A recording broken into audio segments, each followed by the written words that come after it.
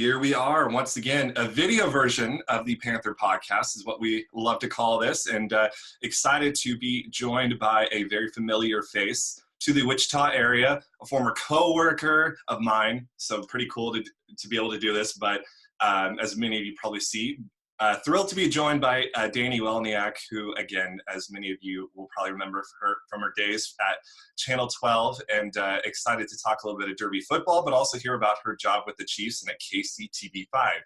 How's that for an introduction, Dani?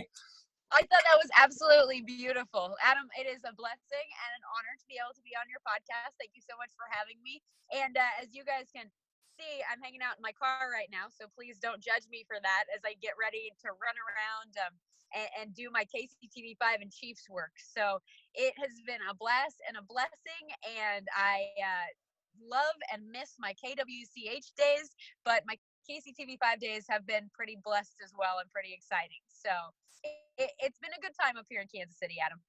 Remind me now, I know I even worked with you and I still can't remember this. How long has it been since you would have jumped up to Kansas City? Ooh, a little over 2.5 years ago. Wow. So this is my third season with the Chiefs, doing the Chiefs radio network stuff. So I have gotten my feet wet, and I joke with Mitch Holthus all the time because the Chiefs have won back-to-back AFC West titles since I've been here in Kansas City. So I think I'm the good luck charm for the Chiefs right now. I think you are. You know, take away, who needs Patrick Mahomes? We just need Dani Welniak on the sidelines, right? The secret weapon right here. Secret weapon, absolutely. So for those who maybe don't know, before you were in Wichita, you were out in Dodge City, and you even have to remind me of this. Was Dodge City your first job out of college, or were you even somewhere before then? Yeah, no, that was my first job out of college. It was definitely a God thing, because it was the only place that actually offered me a job out of college. I applied to like 60 different places and got 2 calls back. The first one was a little station in Alabama, and the news director called me back, and it was for a sports director job. And he called me and he said, you know, you don't have enough experience. We're going to pass on your demo. And I was like, okay, cool. Then KWCH called me, and they said, hey, we've got this Dodge City bureau job, and we like your stuff. We like your charisma. We like your resume, but we can't hear you on your demo reel. So they're like, come in, talk to us, try to send us another demo. And I did, and I came into Wichita and saw everything in Wichita. And ironically enough, they didn't show me the Dodge Bureau. They just said, hey, you know, you'll get out there. It'll be kind of like this. These are the people that you're dealing with. And it was not like that at all. And so my friend in college, her name was Corinne, and we drove out to Dodge City right after I got done with my finals to just kind of see the town and get accustomed to like where I could live and stuff. And it was one of those moments, no offense to anyone in Dodge City, and I will tell you that it was the best thing that ever happened to me, because I got my first job and I got my husband out of it. So it was a blessing. But the minute I drove in with Corinne, I'm from Dallas, as some people probably don't know. So the culture shock from Dallas to Dodge City was, let's just say there may have been a few tears involved, but but I loved the 2 years that I was out there, and getting a chance to cover high school sports and get my feet wet and be really embraced by the Western Kansas community was a ton of fun. And it was the starting point for where I am now, and I will never forget where I came from. Those 16-hour days of driving all the way out to Syracuse, and you know, going out to Scott City and covering the Bakers and the O'Neills. Those are days that you will never forget. And now you don't do as much with high school sports. So for those who maybe don't know, how much of a passion is that for you? It was my first love and still is a love of mine. I try to get out and cover as much as we can on Friday nights, and to really schedule kind of the high school coverage, it was very strange coming up to Kansas City because we had the Catch a Kansas show, and we had Catch a Kansas, and we had all of the bureaus out in Western Kansas that we were so hyper focused on high school sports and the fact that they loved us and we loved them. And it was just that atmosphere on Friday nights, especially for football and even for basketball.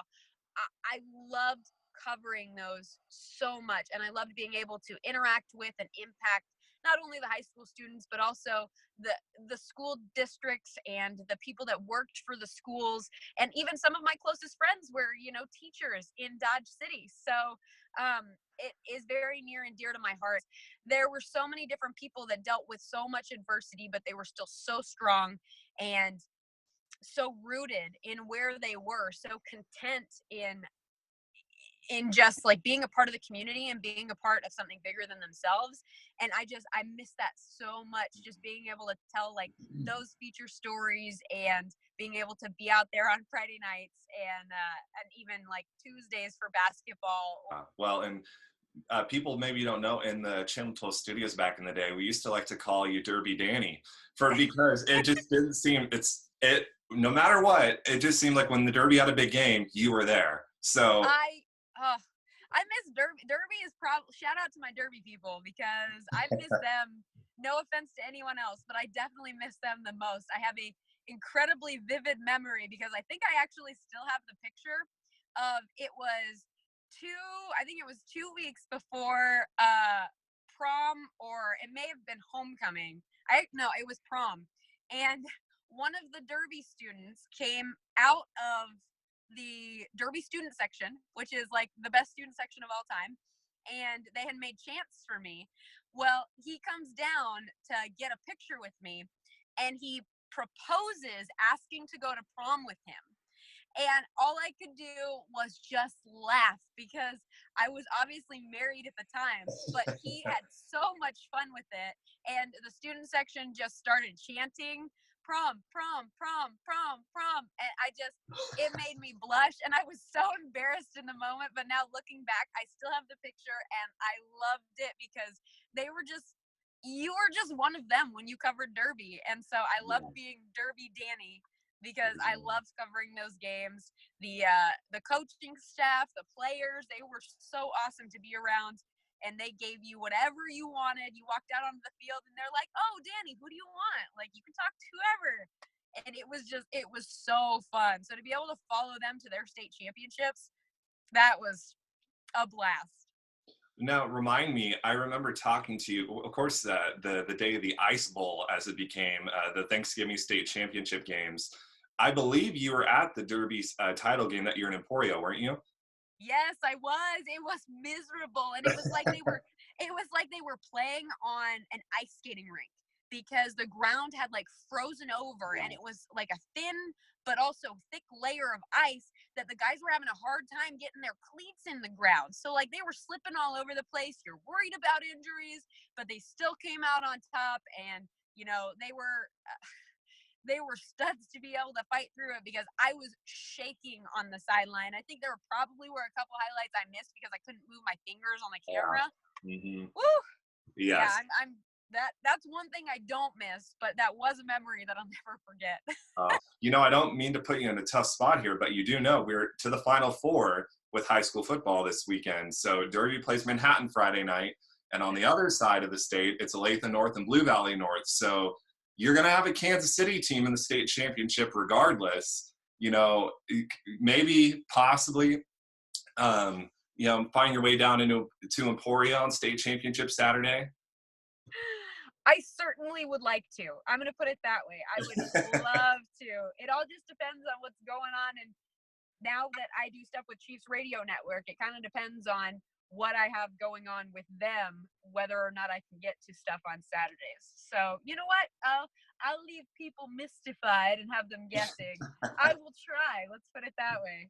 Well, I apologize in advance for the Twitter bombardment I'm sure you're going to get after this. Derby makes a state title game, so bring it on. You might just get a little bit of that. So as we can see, a Chiefs logo on the jacket across the way on the other screen here. So, Dani, tell people a little bit about how you got involved with the Chiefs on top of your duties at KCTV5. So again, another huge blessing, and God was certainly involved in this entire process. So originally, I was up here in Kansas City with KWCH, and I was doing a live shot after one of the Chiefs games, and Brad Fanning, if you guys know who he is or was, he now works for 610 Sports here in Kansas City, but he was the weekend anchor at KCTV5. He came up to me and said that he was leaving KCTV5 in order to pursue something else, and they were looking for a female to fill in his role moving forward. And I said, well, I'm under contract with KWCH, so I probably can't do anything right now, but I'd love to come up and just see the station. So I did, and I ended up talking to their news director, and they ended up offering me a job towards the end of my tenure with KWCH. And so it required a lot of prayers and a lot of sleepless nights, because my husband at the time had just gotten a promotion at FedEx, and he was not exactly very happy about making this move. So it was something that we both had to decide on together. And we came up here, and it turned into a huge blessing, not only because now I am the sports director at KCTV5, but also because Mitch Holthus and Dan Israel of the Chiefs Radio Network came up to me not even 2 months into being up here, and they said, hey, Len Dawson is not able to travel, so we would really like you to help us out on road games and do our sideline. Kendall Gammon will come up to the booth and be our color analyst. So we don't know how this is going to work out, but we would really like you to be involved. And since you have a football background and you've played football before, we figure you're very unique. And so Dan actually asked me to draw a route tree, so that he's like, hey, we need someone who really understands football. So can you draw me a route tree right here in Starbucks? And I was like, oh yeah, no problem. Like, I'll give you my favorite route and everything. And so he was pretty impressed, and it has turned into now me doing both radio sideline on road games and away games, or road games and home games. And now I'm doing some other things with 65 TPT, the Chiefs broadcast crew, and I've gotten a lot more involved. So it was something that I had always dreamed of, is being involved with an NFL team and doing things with an NFL team. And now that it has become a reality, I can only praise and thank the good Lord for opening these doors, because I definitely could not have done it without him. That's for sure. So for coming from someone who's maybe not quite as familiar with how this broadcast system works, so in your ear, do you get to hear every touchdown Kansas City at each time it happens from good old Mr. Holthus? Yep, I have these big old headphones that I wear during games, because it gets so loud on the sideline that you almost can't hear yourself think, especially at Arrowhead.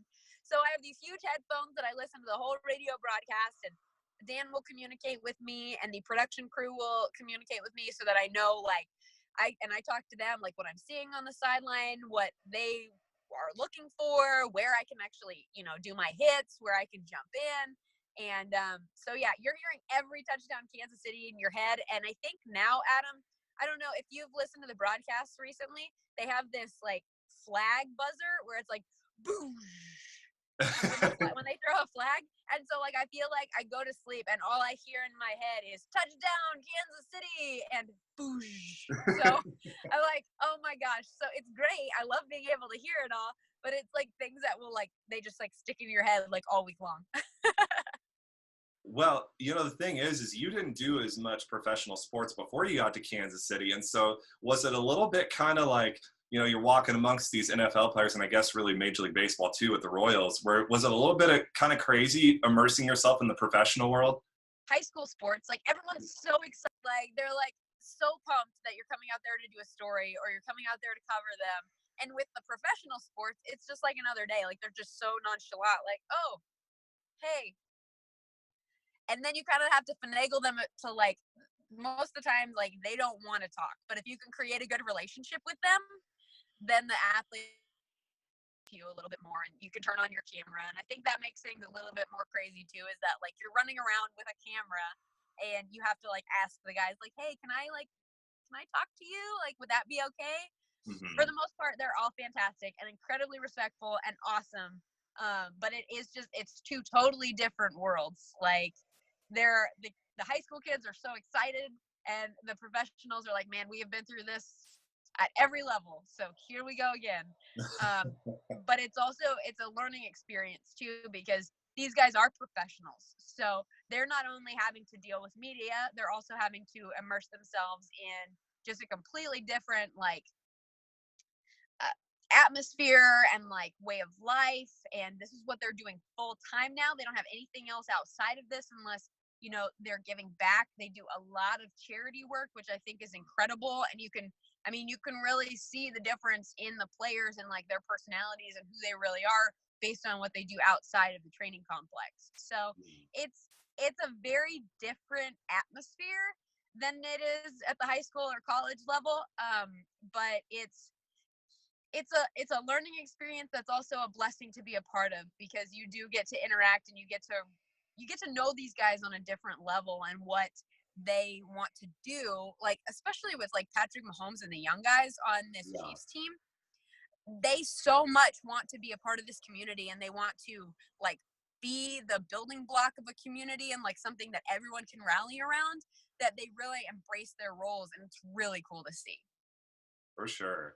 Well, we'll jump in just briefly here in a second to this current Chiefs team, but I have to ask, was there maybe a moment where I guess we'll go more from the angle of you're talking to these players, maybe just a really funny moment in the interview. Having seen a little bit of Tyreek Hill with the camera in his face, I'm sure he's pretty entertaining most of the time. How about just a moment within the Chiefs franchise that one of those interviews you'll always remember? I have a couple of them. I think one of my favorites was, Chris Jones is phenomenal. You start getting him going on wanting to be a quarterback, and he won't stop. Like, he wants to be the next Patrick Mahomes. And you're like, dude, you are a defensive lineman, but he's sold. He's sold that he's going to be the next Dontari Poe and get that hungry pig throw. So, that's always fun. And then the first time that I ever went into a locker room, it was a first road locker room, and Tyreek Hill. So, okay, look, to preface this, the rookies usually have to share lockers during the preseason because there's so many people on the roster. And so, he and another receiver were sharing a locker. The receiver is no longer here, but I went in to interview him because he had a great preseason game. And so I walk up to him, and we've got the Chiefs camera guy is with me, and I'm getting ready to interview him. I'm like, hey, Ty, can I interview you real fast? And he's like, yeah, no problem. Let me get changed. So the other receiver looks at me and he goes, could you turn around? Because you're kind of making him uncomfortable. And I was like, what? So I turn around. The photographer turns around with me, and we're kind of just chatting with each other. Not even maybe 60 seconds later, we turn around and Tyreek is gone. The other receiver is still there. And I look at the receiver and I go, dude, where'd Tyreek go? And he goes, oh, he thought you didn't need him anymore. So he totally pulled a fast one on me. And I was like, gosh, dang it. But that is the day that I learned that Tyreek Hill is not only fast on the field, he is also fast in other aspects of his life. So I will never forget that. I have learned my lesson. I am always going to make sure that I get those interviews in the locker room, and no one's going to pull a fast one on me again. Well, if you ever need to interview Tyreek again, clearly you need to tell him you want to interview him, but then go stand by the door to make sure he doesn't slip past you, right? Exactly. Or just give him a camera, let him do the interviewing, because he apparently likes that. Yes, as we all got to see on that national broadcast, that was quite hilarious. So how about just to wrap up here, Dani, just your journey with this team. I think as we've talked before, and really anybody who was with this Chiefs team, no one was going to say Patrick Mahomes was going to come out and do what he's done. I don't think anybody, maybe other than himself, saw that he could do some of this. But just to see the historical numbers that he's not only put up, but to see this team kind of grow before your very eyes. You're seeing one of the best seasons in team history. Yeah, it's incredible. And you're absolutely right. You know what? I'm not even sure he knew that he was going to have these kind of numbers because his teammates have come out and said that they knew he would be good. They just didn't think he would be this good. Like Travis Kelsey has told us before that, like, we kept things so mellow during the preseason and during training camp that you didn't really know what you were going to in this offense. And so it's so fun to watch because I feel like they're kind of impressing themselves every week in and week out. And I know that Andy Reid has even said, like, there are moments that, like, I've dealt with quarterbacks like Brett Favre and Donovan McNabb, and I've seen flashes of like greatness, and he's the quarterback guru. But there are 2 or 3 times a game that Reid will go, "Oh my gosh, did that just happen?"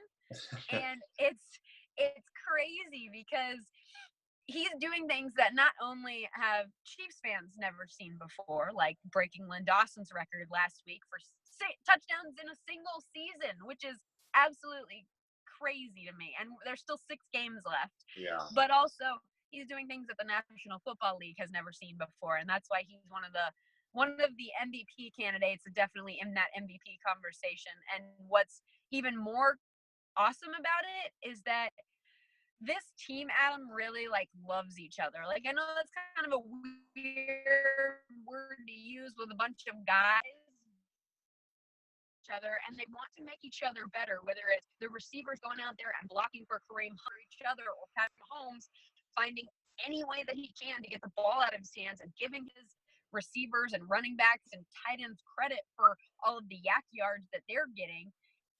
They care about each other so much that it's a different feel in the locker room than I've ever felt before, because it's less business-like and more college-like, because all these guys are so young and they're so excited to be here and they're excited about what they're doing and they're impressing themselves every week that this team's going to do something even more special than they're already doing right now. So this is so much fun to be around. And again, I'm hoping that I'm the good luck charm and they can keep being like this for the entire time that I'm here. Absolutely. Well, I think we all feel very sorry for you, Dani, and like that you just have that torturous job of getting up on Sunday mornings and having to watch this team every Sunday. I'm sorry you have to go through that each week. You know what? You have no reason to be sorry, because although those Sundays can be really long, like they're like 16 or 17-hour days for me sometimes, Yeah. but it's all worth it. It's so worth it. Yeah, well, jumping back to high school football here to end with, was there anything you'd like to share with those high school football boys who probably would have been freshmen or maybe eighth graders the last time you were here, but I'm sure they remember you coming to cover Derby games. Any words of encouragement for those boys as they get ready to face Manhattan Friday night? Yeah, well, you know what? Keep being yourself. Be resilient. And if you guys care about each other and you work together as a unit, then you are going to have no problem winning that state championship. I have tons of faith in the Derby, not only community who rallies around you, but also in what you guys have established and the tradition that is the Derby football program. And I think that there's such a great base there that you guys just need to rely on your coaching staff and your abilities, and you will have the ultimate success.